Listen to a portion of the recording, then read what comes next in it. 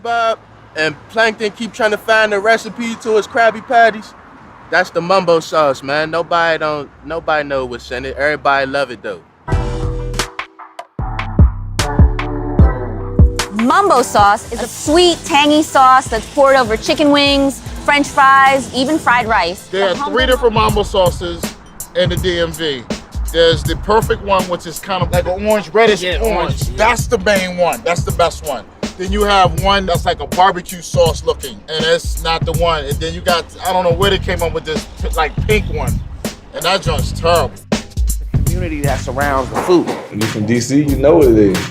Give me 5 wings, Mumbo sauce on the side. When you taste it all the way back in here, and your mouth go, ah, that's good Mumbo sauce. Everybody has their own ingredients, their secret ingredients, and you know, they would never tell you. They would never tell you how they make it.